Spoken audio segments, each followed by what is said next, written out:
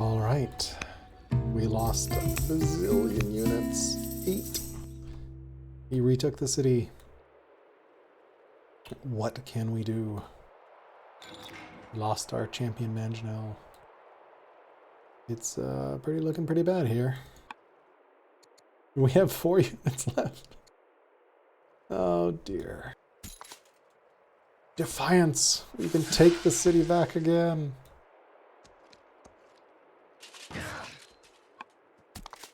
I mean, I think at this point it's pretty much decided.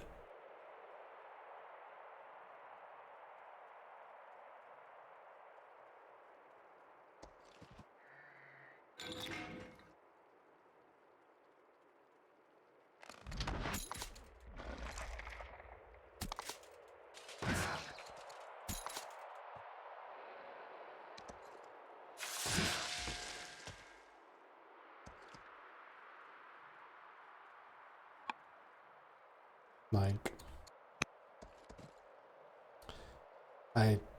he's stronger or much stronger, and it's just, yeah. Let's see, do I get any broken events? Sure, we can make them happy for 20 years. Why not? Rebels. Yeah, whatever. It doesn't matter. 5 years on this, 7 years on that. 7 years on that. We have to retake this city if we want to have any chance.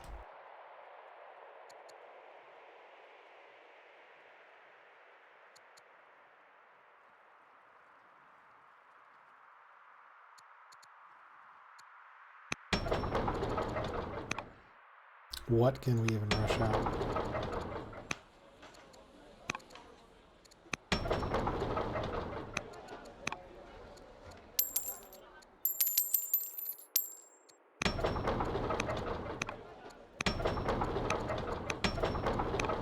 Rush that out.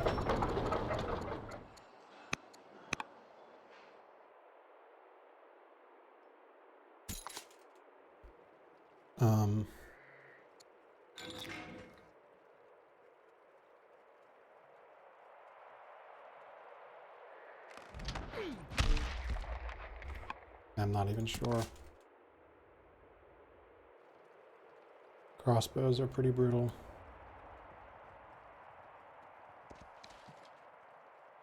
Take the city back. I think we're just throwing units away, honestly.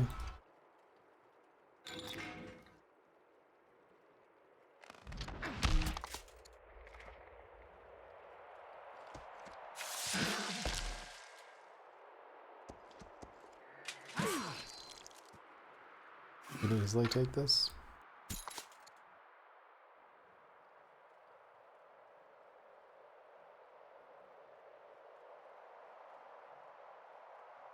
Just falling apart. Is this surrender time?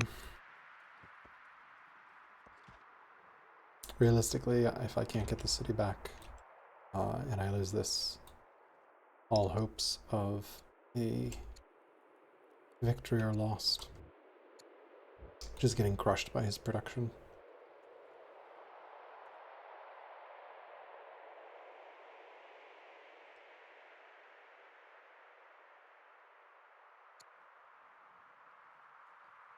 And crossbows and polybollies are pretty strong. I should have gone for them. 2 points. That's 2 points. That's a point. That's 5. Abuja is 7 years. Timur is 4. Let's bet up to 7. So that's 7 points. We have 49. So there are 2 points.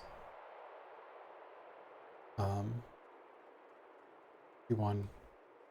This city's strong. It's 3, 54. And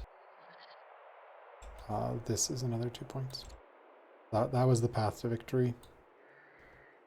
Relies on that city coming back to me and not losing this city.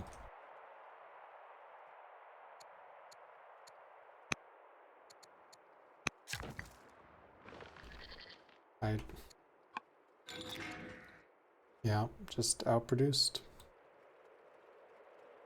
Once he caught up on tech, his superior production setup really... I think I realized how deep I was in trouble when I saw this 62. I remember seeing that Cataphract coming out of that city, being like, oh, he has Cataphracts, and that was what, turn 115 or so? And then seeing 62 production here, where my best city is 40. And I just didn't invest much in production. He's got a elder officer here, minor specialists, acolyte, minor. Why is that +2 training? Oh, because it's the shrine. Yeah, so... I mean, I think I have... I didn't even put in officers, did I? Nope.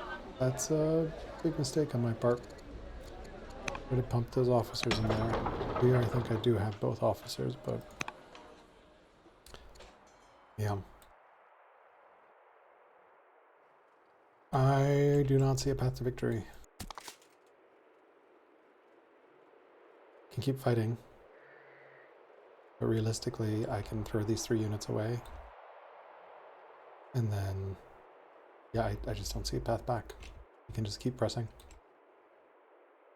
And 7 years, I just can't retake this city. I think I'm going to surrender. GG, well won. Really exciting and fun game. Lots of back and forth. I thought I was in a great position here. Maybe 15 turns ago. Pushed in. Couldn't quite. He was holding on just with that unit production. Throwing horsemen at cataphracts. Definitely made a mistake leaving Mangonels there. Definitely made a mistake not going for the VP win earlier. I think had I started that 10 turns ago, I would have been winning this game right now. Just because it would be over and he wouldn't have been able to get this far. Yeah, I should have pulled those Mangonels back. Losing 5 of them in a turn was just brutal. Crossbows, very good. It's something you can produce out of your non-rider cities. Cities without horse can make crossbows. I'm definitely sold on crossbows, especially since they counter cataphracts and polybally. Stopping my entire economy was also probably the wrong call. Although I need to think about that. I think I was going for all-in kill, and when I didn't get it there and it was like down to 3 cataphracts and 5 Mangonels, I think that was it. I could have tried to hold here. I don't know whether the retreat was the right call. Maybe should have tried to dig in here and hold this city, but I wasn't going to hold that city. So I don't know. Really well played by Filthy. Really enjoyable game. Sad it ended this way for me, but yeah, I really enjoyed this game. It was definitely educational. Showcased the power of cataphracts. They are an amazing unit. And also just underline the incredible importance of production. If you have training production up and running, you can do magical things. I like to think the Holy War Trade League economy I was able to run for a while was really good, but the scaling costs are just brutal on that. 2,000 to finish a cataphract. Production in the end wins. So investing in production is really good. Like, imagine this city had officers here. Each officer's training that gets magnified by the barracks and range. So yeah, each elder officer is 4 base plus 80%. That's 7.2 training per officer, 4 officers.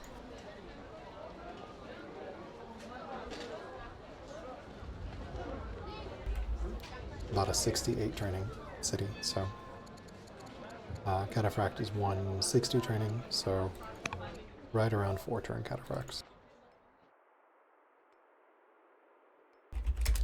Sorry, 3 turn Cataphracts, which is pretty good. Yeah, I think I potentially overextended. Maybe shouldn't have gone to take this city. I think not realizing my win condition was part of the challenge here.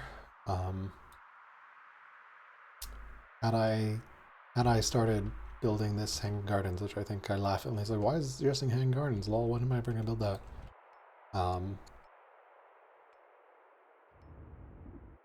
So I can't lose both these cities. I have no way to stop them. Not pulling the Manginals back was a mistake.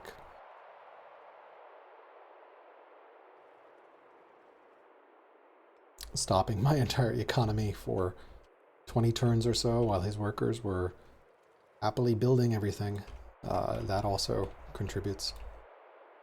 But ultimately, I think it comes down to training. You can't expect to win the game with everything on councils at the end. But yeah, rough.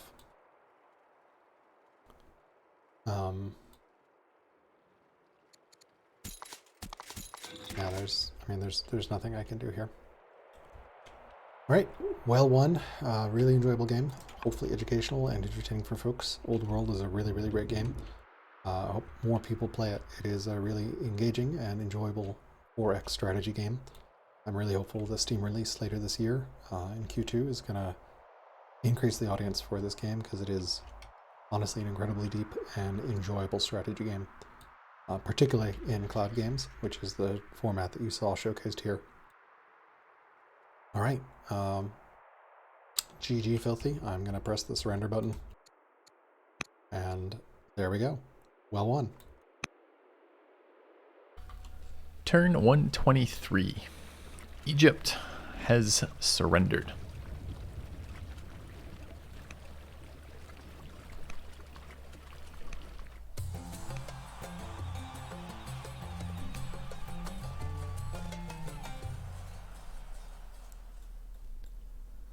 Let's have a look around.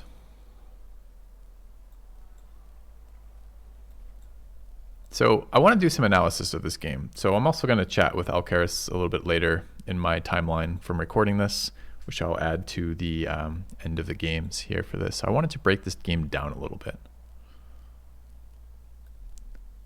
I wish there were slightly better demographics here, because I think I'm going to move through these events because I'm looking back for this event. Okay. Open the timeline so you can view your history. I'm done with my story. My work here is done. What does this timeline do here?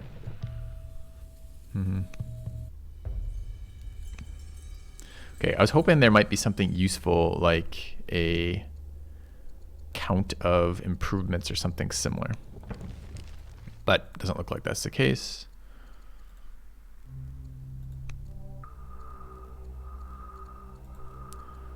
We could probably ignore the rest of those for now. I'm kind of curious about the total number of improvements. I'm pretty curious about total production scores, but I can't see my opponents. Alcaris asked me to take a look at these. This turn it's not so great, because our three top producing cities have just all lost their governors, and we had some very solid governors for production. But he was tracking apparently unit kills per turn, and he's killed like 20 or 25 more units than I have, which doesn't surprise me. He's had tech lead all game, and we've had production lead all game. But our lowest city is making 22. And I'm quite curious what our agents see from these. Like his highest, this is probably his highest city, right? Or one of them, 2 elder officers, minor, mines. So that's 34.8. Do we have a agent in here? This one is 40.3. That doesn't seem that bad thus far. Maybe we could just throw some agents in here and have a look around. We're kind of figuring out anything that comes out of this. From my perspective, I mean, I learned a ton of things in this game, a couple of which we want to go over. What the hell is Convoy?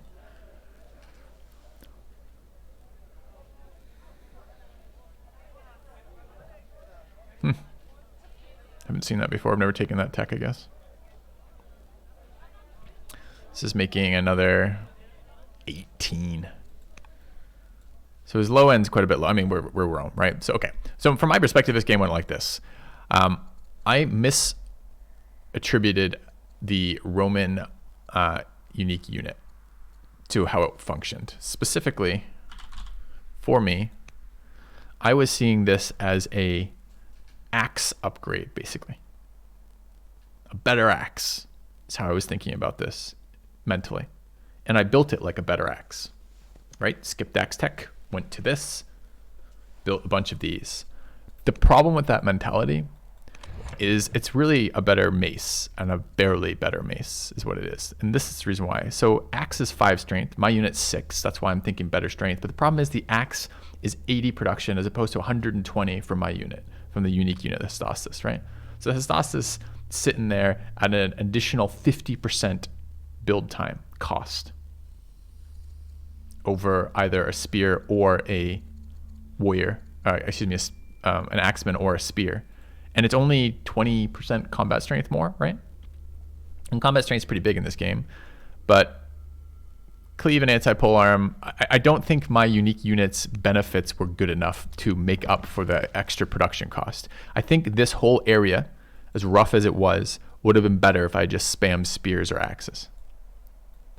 And I would have had much more production to work with. Now, clearly the biggest problem was the tech. I don't know if there's anything... Again, tech in this game is weird. In other games, the investment is something like this. You have tech rates. I'm comparing this directly to Civ 5 right now. You have tech rates. And your tech rates are influenced mostly by what you've chosen to build. That determines the bulk of it. So investing in a tech-based resource early is going to put you at a disadvantage for production or military units, but is going to put you at a long-term advantage for the number of techs you progress through per year. Now, the thing is, in this game, it's different. There's some RNG of your characters. That's not such a problem. And it feels like to me, if inquiries were not a single repeatable project in a very small subset of cities, that would be different. For example, if I could build inquiries in any city that had a scholar governor and they were weaker, the impact of the inquiries were higher amounts of resources for a lower amount of yield, I could then use a production advantage to smooth out a science gap, which would be kind of interesting to me. The problem right now is it does the opposite. It takes a science advantage and just rams it home for one team who has access to inquiries and another team it doesn't. So here we were dealing with Egypt. Egypt has a Sage Seat. Sage Seat can build inquiries the entire game. I don't have a spy in there, and I will ask Alcaris about it. It's one of the questions I want to ask him. I want to ask him his total inquiry count this game. That's important to me. So I want to know about that, because I don't know that science-wise I can ever do anything versus a faction that has inquiries, and I don't. And it to me remains one of the bigger balance issues at the moment. So I was going to check too. I think I can see projects, although it's currently saying projects none, which I don't believe. Maybe there are no projects. This one has only built 3 in his cap.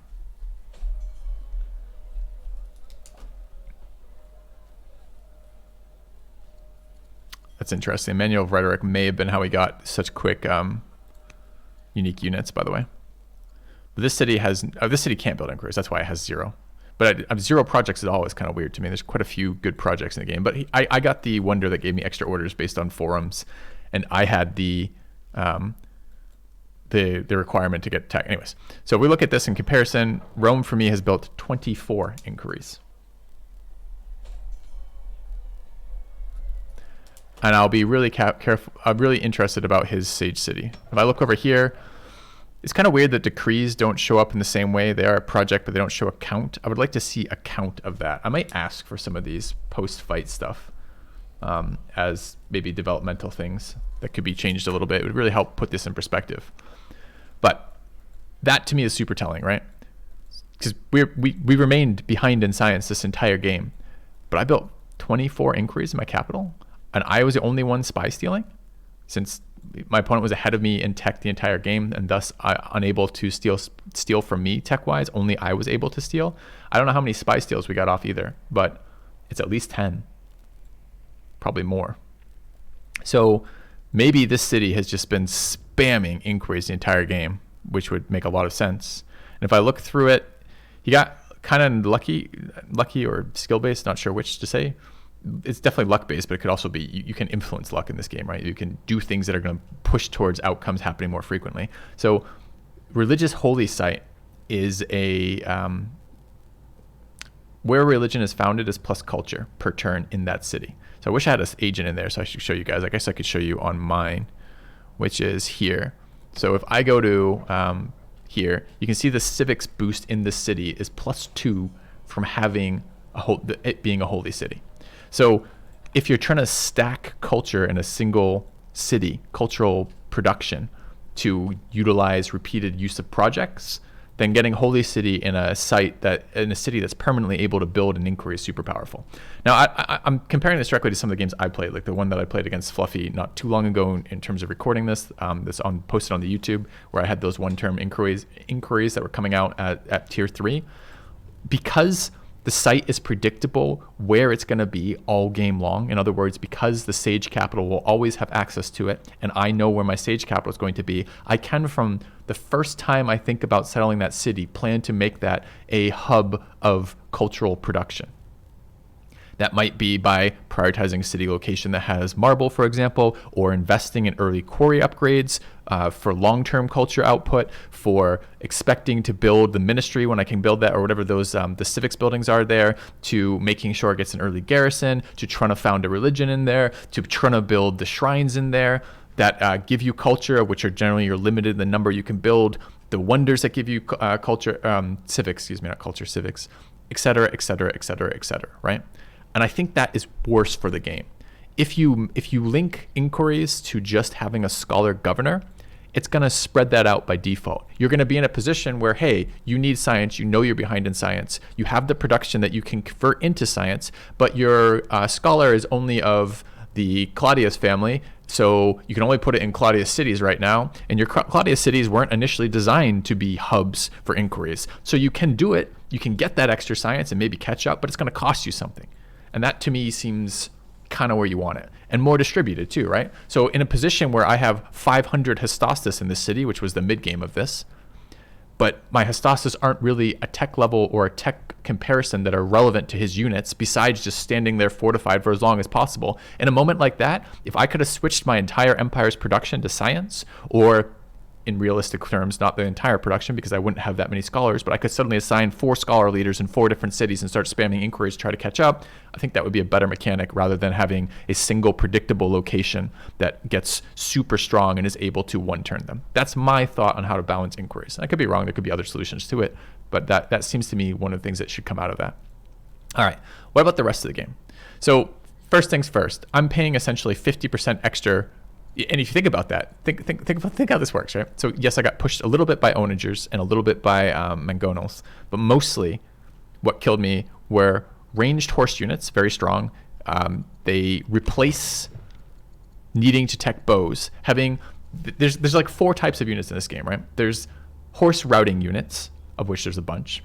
There's super long range siege units, so onagers and mangonels. There are infantry melee units, so macemen, swordsmen, etc. There are infantry archers, these guys here. And that's basically it. The spear and the axe are similar. They're both melee infantry. And okay, and why does this matter? Because one of the things that is extremely helpful in this game, because it is a tile-based combat system, where in other words, if I want to attack, for example, let's say I wanted to attack this scout, there are exactly 6 tiles that can attack it from melee. Realistically, what tends to happen is you tend to line up units like this. It just happens to be this way as you have your front line. And realistically, now there's 2 tiles that can attack that scout, assuming these back ones are filled, assuming my base is where the Thracian thing is here. And in a scenario like that, the way that you set up kills is you have those 2 tiles plus some range units to do damage. Ranged units that cannot move and attack on the same turn are much less capable of doing that, much less flexible for setting up these kills. So when I think about the combat roles in this game right now, melee infantry is the weakest combat role. It's basically blocker units by and large. Sometimes that have nice counters. Melee route units are your bread and butter combat unit. They're the ones that, because they do two things, right? They kill a unit, they get to attack again, which gets around the tile limit. They move from the tile they're on to another tile. So again, if I want to attack this scout and I attack it with horses, and they've got a range, and they have a line of enemy units, like, you know, here. Oh, I can't do multiples of these. I always forget that. So let's say, you know, enemy's got the scout is an enemy. I'm attacking this scout's position. There's a range of enemies like this. If I want to kill multiple units like here, the fact that the horse kills the scout and takes that tile opens up another tile that I can put a unit in. So anyways, all of this, what I'm talking about, what the point of all of this is that the way the units behave, having one mobile ranged unit is actually really helpful. So the Egyptians being able to use Kushite Cav for that is really powerful, because the tech to get archers is out of the way, not very good. It's more expensive than steel, or it's a tier up, more expensive than the melee infantry of the same combat strength. Doesn't lead anywhere particularly good. Land consolidation's a pretty garbage tech. Manor's pretty, like, this line is not great either. Mostly because this line leads to 8 combat strength units that do not route, where the other lines lead to a 5 range unit that cannot be, nothing else in the game is anything resembling 5 range, so you can safely start pushing into an opponent's city where they have to come to you. Or it leads to a 10 combat strength unit here, which is very powerful, that basically insta-gives cities. Or the other line up here is the super ridiculously overpowered Cataphract. So it's tough to get ranged units from other setups that are useful, these mobile ranged units to set up kills. So that's a powerful attacking unit. But anyways, so my mistakes were, from my perspective, taking a unit that was only 20% stronger but cost 50% more. I should have probably just spammed spears. I'm pretty sure spears versus horses are the combat strength at least as good as Hystasys. The only thing the Hystasys were able to do was setting up their unique kind of fortification thing, which isn't even that good, right? It's 60% or 50% anti-ranged versus 40% or 20, excuse me. I think it's 60% anti-ranged versus the 25% anti-range you would get normally, right? Yeah. Now, that's an increase. That's definitely increased defense. And it did let me stall his horse archers out, which was useful. But when it turns around into Cataphract time, Hystasys are basically weaker spears. They're more expensive spears that don't have any combat bonuses comparatively. They're not stronger. And versus melee, they have no extra benefits. It's just worse than having regular fortified. So I did get to stall with these forts and running Testato, or whatever it's called, Testudo, or I don't know how to say it. I guess I could look it up. You guys want to look it up? Let's look it up. Let's find out. How do I say this word? Testudo. Testudo. Okay. Anyways, so definitely a mistake for me there. Other than that, I don't know what happened with the science. I certainly prioritize science promotions on my leaders. I don't recall exactly the sequence of leaders. I guess we could look through the sequence of leaders here and have a look. High charisma. Took scholar, decent wisdom at 7. Decent but not great wisdom at 5. I mean, we can see these promotions. These people are prioritized wisdom when I can. There's no 0 wisdom people coming through there. So I can't really do a lot about that. And I'm fine with some variance there being some variance in the amount of tech that generates from leaders. It's been toned down repeatedly since these patches have come out, and I really appreciate that.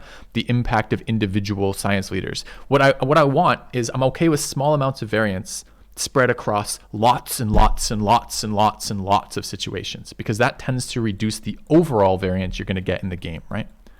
Because these things are gonna revert to the mean a little bit for that. So if you have 12 characters that generate science versus 1 character that generates science, the likelihood that the science of one team with 12 people who have all been pushed for science versus the other team where 12 people have been pushed for science is a lot more likely to be similar amounts of science than if one person is generating the equivalent of 12 people's worth of science and that guy's spec versus another one, because you're going to have those situations where you just don't get science. So this is again why I favor the idea of spreading out the inquiries, the ability to build them, as opposed to having a single centralized point that can just generate the crap out of them. Anyways, probably harping on that too long, but it was the defining fight in this game.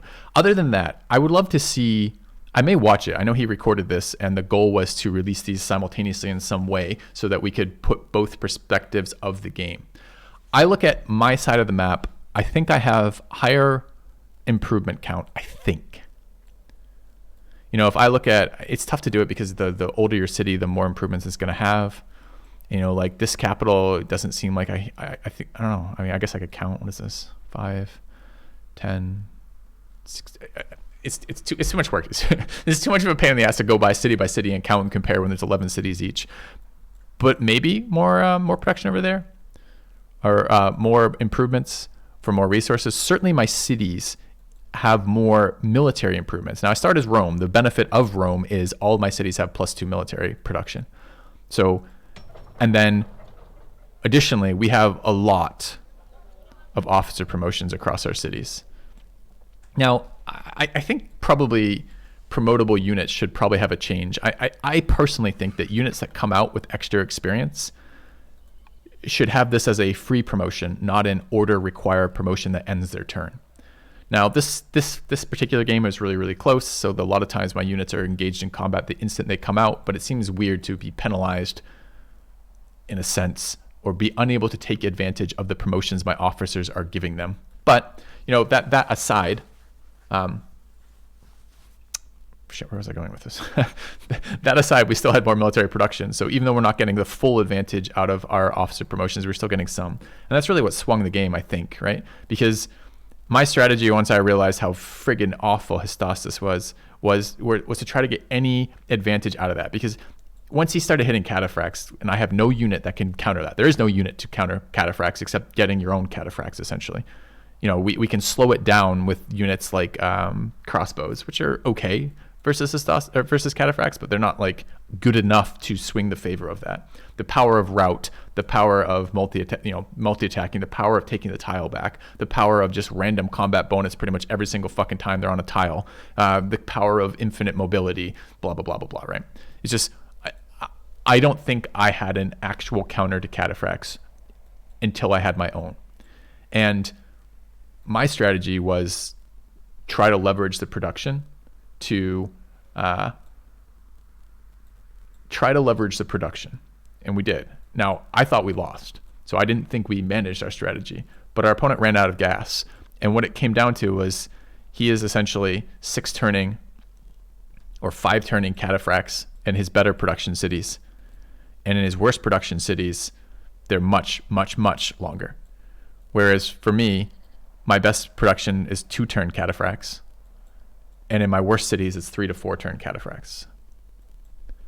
Now, again, I think Cataphracts need to be adjusted in their balance, but it is cool to see higher production, lower tech have some chance versus higher tech, lower production.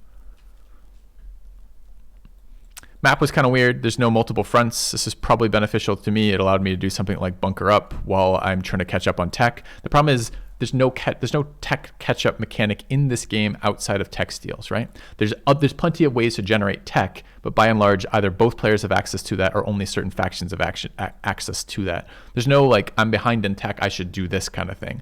And the cost for setting up tech steals is really expensive. You got to get cartography, which requires navigation, and then you have to get portcullis for the spy masters. And portcullis requires drama, which isn't a necessary tech either. So you end up with drama, portcullis, cartography, navigation to get to spy techs. Those are all non-military techs that do not help you as you're either being attacked or trying to catch up to the opponent's tech advantage. So it's weird to have to take 4 techs to get tech advantage, to get the ability to catch up on tech. 4 techs that your opponent doesn't need to take. Looks like it doesn't show you the tech cost after you completed them, or maybe just after the game has ended, since none of these are showing me tech costs right now. But I have no idea how much science that means I have to take before I start getting tech steals. I think I probably did recoup that science cost this game, but I'm not sure exactly. Other things I did, I invested very heavily in iron before I realized that my unique units were garbage. Particularly my later unique unit. If we look at Rome again, the Roman units have these 2, right? So this one comes with, where is it? Starts with Centurion, which is 25% versus infantry units. And then this one also has Centurion, which is better than the Axe bonus, right? But it's not good enough. It's not enough, and certainly it didn't help me versus my opponent who built no infantry units ever, right? He built 2 axes the entire game or something. And again, if we look, yeah. So this is really, yeah. Essentially, the Hystastus is a mace, a more expensive mace that has a different fortification option that isn't strictly better, but is situationally better. Now that's funny, because when I put it in that terms, as opposed to thinking of it as a better axeman, thinking of it as a more expensive maceman makes that pretty clear that unit is bad. And I went into this thinking that this unit was quite good because I won with this unit last time. But this probably means that when I won with this unit last time, I actually didn't win with this unit last time. I probably just won via some other route, the other route probably being something like better production as well, and not realizing how much it cost me. Because that was bad. Anyways, what else? I don't know what my opponent's ambitions were. For me, some of the ambitions that were very difficult were the getting all the luxuries. We did invest in this, and I thought that played into the plan of building our unique unit, but our unique unit was a trap for me. So I'm not sure that this helped us. Certainly getting the happiness under control in the mid to late game was really important. I probably could have started that earlier, but I didn't hit on the pagan strategy till later. Let's see, some of the things I did really appreciate. I still can't ever imagine a world in which you're allowed to use freedom. Like, it's not that I wouldn't hate to do it, but small amount of culture in the capital isn't good particularly, and 1 science per urban specialist isn't a lot early, and 5 orders was relevant the entire game. So it's so tough to get away from that. Epics versus exploration. Epics ends up being a shit ton of culture. Exploration is really situational. Vassalage versus centralization. I don't know about these. I used this and I had problems with resources all game long, so I assumed this was helpful. But even now, like at this stage of the game, what is that? It's saving me 14 iron a turn. It's tough to tell how much that really matters across time. Constitution seems a lot better than it was. I don't know if these are competitive or not anymore. I think the way to balance these laws are something like each is better in a certain circumstance, as opposed to one is universally better. I don't know if that's easy to do or not, or rather, I'm not sure how doable that is as a theory in general. But this was surprisingly good. I built a lot of specialists too, which is how we have the production we had, and I think we can see the count here, right? That's the yellow count here is the number of specialists. So this city has 12 specialists, for example. That one has 5. This is 2. That one has 5. That one has 6. And this doesn't include the levels. So, for example, an elder officer is 1, even though it's 3 levels of upgrades, I believe. Yeah. But I can count that on my opponents, right? So 4, 3, 2, 4, 3, 0, 2, 1. So if looking at this, I seem to invest in specialists at something like 2 to 3 times the rate that he does. Don't know what we take of that necessarily. That may or may not be a thing. You know, clearly he had better science, but he isn't getting his science from specialists, which is interesting. Because one of the things we might have been able to say was, oh, his science was beating you, Filthy, because he invested heavily in science specialists and maybe took something like Constitution. Now, I don't know for a fact that he didn't take slavery or that he took Constitution over slavery, but I would be highly, highly doubtful that he has freedom over slavery. I don't know if he took tyranny or Constitution. But this tyranny used to be the go-to because Constitution wasn't strong enough. Constitution now is reasonably strong. It seems like that was an improvement. These are maybe more comparable. I don't know if there's still a reason to take one over the other, particularly, but they're at least closer in power level to where they were. You might still always choose the best one, but the best one is now not quite as better as the other one. Other than that, he had religion and I didn't, and you can see it. His culture is quite a bit better across his empire as a whole. Ignore the frontal city, because the frontal city gets all of the exploration kills to the city. And I mean, although his religion production might be roughly equal to my commitment to getting the luxuries up, because you look across, Actually, I don't even know. Like, I have strong. Kind of weird, honestly, right? Like, his cities.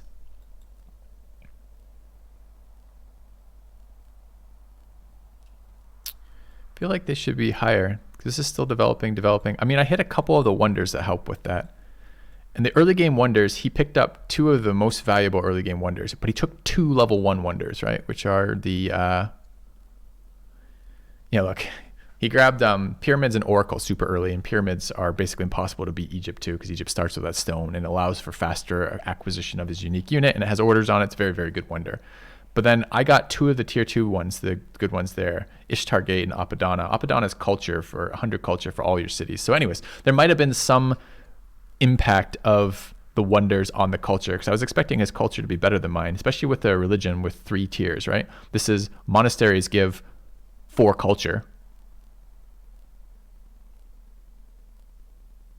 Religions give minus unhappiness and science, or the temples rather.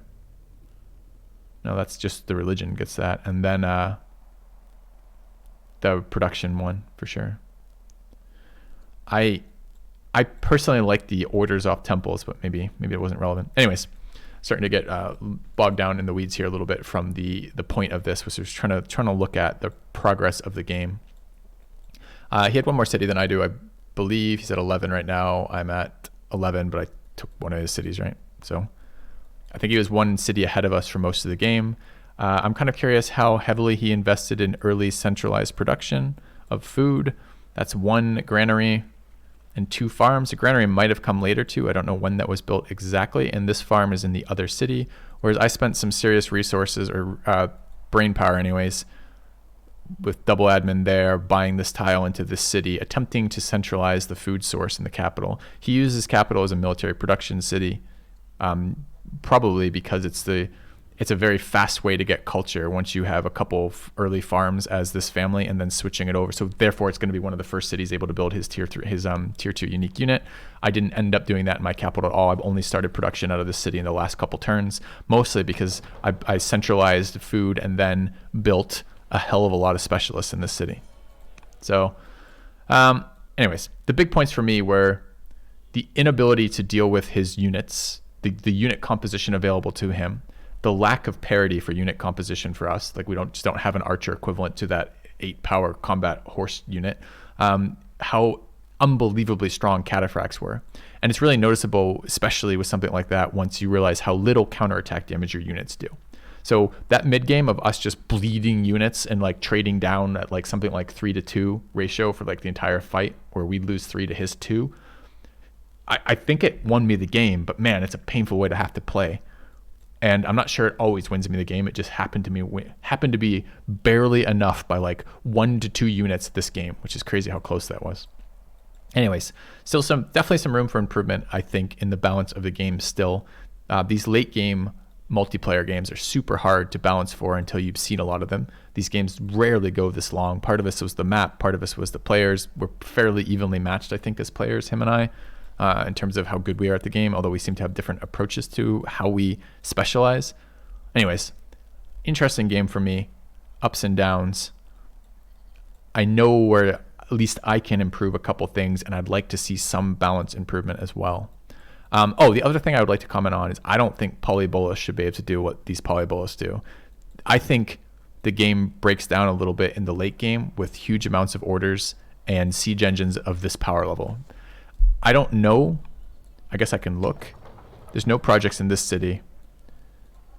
And this city is not going to have any projects either, because walls get deleted when you take over a city. But so maybe there's some argument he should have invested in walls or something. But if I roll over 2 force march siege engines that can show up from anywhere in my map to walk over to this, and I can 2-shot a city, that's not really defendable. And I think maybe the comparable thing was how quickly this city dropped. We had walls in this city when we lost it, and it's a champion city, so it has 50% city defense.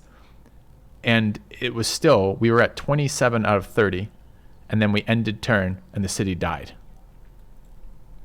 with a unit in it. Again, defense in this game is so crazy hard, and that might just be a thing. You might just end up with a game where defense isn't realistic, where the only defense is attacking, but some of the power levels of the units that are attacking, notably Cataphracts, are just seems totally out of whack. I don't know how you're supposed to stop that.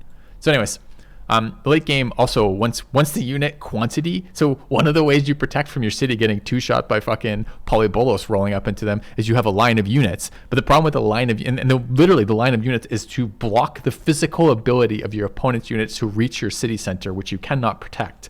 And the problem with that is then that the power of rout for units that can't defend against it. Anyways, forts seem very powerful to me. I like that. The only thing I wish about forts was I wish pillaging forts was a more realistic option. I forgot about rallied troops or hold court this entire game. I think I did okay on the family interactions, especially once I identified how problematic the happiness was becoming and setting in motion plans to fix that. These late game happiness is much, much better than our mid game happiness. Now, I had a lot more resources late game too, but I did miss entirely rally troops and hold court, both of which could have been useful. Maybe the 100 pillage cost or the 100 burn cost is more reasonable when I have rally troops, but I don't think so. I think that's probably too high by at least a factor of 2. I think burn probably needs to be 50 to start with, and then we rebalance from there, because it's extremely punishing. The power of force march is really powerful, and that's 100 to activate. So if you think of, is burning one of his buildings that he instantly repairs on a single turn of worker action to bring it back worth half of my ability to force march? I don't know. But him repeatedly having access to forts when I'm already fighting uphill against Cataphracts is ridiculous. Maybe we just take a Civ 5 approach to horse units. Horse units are too strong right now. Maybe they don't get defensive terrain bonuses. That was one of the things that chariots had in Civ. I think horse units in general, right? Which is they just don't get defensive terrain bonuses. Maybe for example, Cataphracts can't take advantage of forts. I don't know. But the Cataphract needs to be toned down. What else? Anything else that I can think of relevant to this? I don't know what I think of wonders. I feel like mid to late game wonders should almost all be combat oriented, but because you look through these, and I finished the Colossus this turn, so of course had no impact. Museum probably had an impact. I have a lot of elder specialists across my empire. That's reasonable. The localized 50% science outcome didn't seem very relevant. I mean, it is now, I guess, but I don't know. Science was hard to keep going with that. The order one was certainly relevant. Not Apadana, this one here, the Acropolis. That was big for me, the orders all game long, and so was, I think, the gold. We used gold for specialists, so maybe these were more impactful than... It's hard to judge the actual impact of these particular wonders. They might have been worth it, but if I look at that list, it's not like it's comparable, right? And sure, wonders can be competitive, so maybe not all the wonders should be the same strength. There maybe should be your first picks versus your second picks, but really what I'd prefer to see is wonders that are situationally good, but roughly the same power level. For when I look at strong, Acropolis sticks out as just by far the best. When I look at developing, Ishtar Gate seems super strong. The ability to rush in all your cities is really good, followed by city-wide, every city having this. Something like the Necropolis feels like it's never basically worthwhile. But anyway, so maybe some balance issues with the wonders too, but maybe that's okay as well. Okay, so I think that basically captures the recap of this game from my perspective. Military production won the day. Oh, there's one other thing I could comment on. I never felt like I had the time to protect myself from boats. The way to protect yourself from boats is to have boats of your own. And there is some problem, right? Which is flanking in this game, and not the sense of having unit behind another unit, but like getting units behind the bulk of my opponent's forces doesn't seem to be an advantage by and large.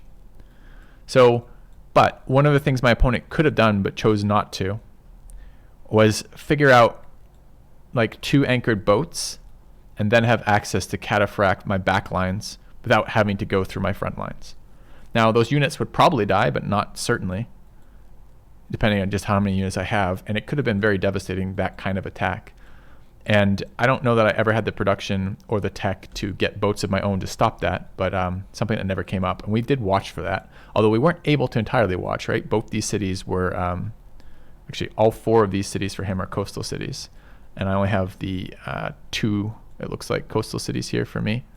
So he might have been able to sneak boats, get boats in, anchor, and then attack from behind. Now, the boats cost production to build, so maybe it wouldn't have been worth it kind of deal, but anyway. Okay, I think that basically summons accounts for this. I'm going to chat with Alcaris later, and we'll add that to this video. He has all of his turns recorded on his side. I haven't figured out if we're going to weave those together or release them separately at the same time, or what the deal is yet. We'll figure that out and put that in as well. But there should be some interesting conversation between us chatting about this game, but also then hearing his thoughts compared to my thoughts as I build through this game. I think I might actually go back and watch it myself, even though I played the game, just because I'm quite curious where some of those big decision points were for me, were for him rather, since I know where they were for me. Anyways, hopefully this was helpful, guys. If you liked the game, enjoyed it, obviously keep watching. But in addition, please let me know your thoughts on this game, things we could have done differently, and you think that stuck out as imbalanced or well balanced to you guys. Any other big strategic misplays, like, for example, building the Hystastus as opposed to just spears. That seems like a pretty big strategic misplay on my part in retrospect. So things like that coming back would be good. Any other thoughts about balancing science with characters? There is a mode of this game where you can just turn off characters and families, but I love characters and families. I love those interactions. I think that makes the game much more fun than it could have been without those. And I don't want to turn them off. I just want them in a position to play in multiplayer. Anyways, hopefully this was helpful, guys. Thanks for watching.